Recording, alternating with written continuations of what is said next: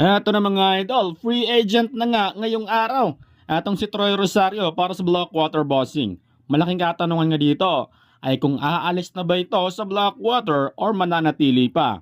Well, sa interview ng tiebreaker dito kay Rosario ay inihayag nga nito na open pa rin naman siya na manatili sa Bossing dahil matagal-tagal umano itong naglaro sa kupunan. Pero inamin nito na wala pang resulta ang negosasyon sa agent nito at sa pamunuan ng Blackwater. Pinaubayan na lang umano niya sa manager nito at sa kanyang agent ang resulta sa negosasyon. Huling balita nito ay na-postpone nga ang negosasyon ng Bossing at ng kampo nito. Pero wala siyang sinabi kung open ba siya kung sakaling iimbitahan siya ng ibang team dahil alam naman natin na maraming mga team ang nagka-interest dito kay Rosario. Lalo na ang Japan B-League na ayon nga mismo kay Sir Homer Sison na handa umano siyang bayaran ng $25,000 per month. Expiring yung contract mo with Blackwater. Ano lang na paalam ka na ba? Hindi ko pa kasi alam kung ano yung sa rule eh. Tinatanong pa namin ng agent ko kung talagang unrestricted free agent na ako kasi meron ata sa rule na kapag nag-expire ka sa kalagitnaan ng conference, auto-extension ka eh.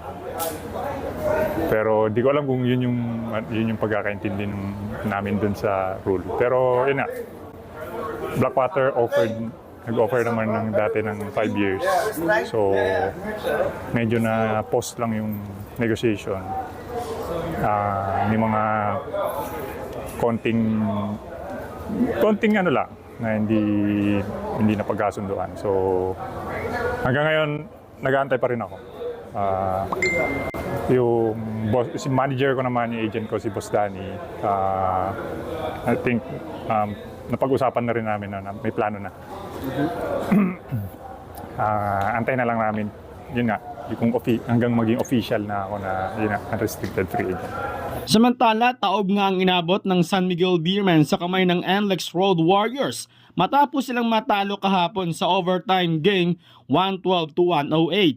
33 points ang naitala ng import ng NLEX na si Henry, 20 points naman kay Bolick. Sa SMB naman, 36 points kay Adams, habang 24 points naman kay CJ Perez. Anyari sa SMB at Ginebra, no? Tila hindi maganda ang simula ng dalawang team na ito. Sa tingin ninyo mga idol, ano kaya ang problema dito?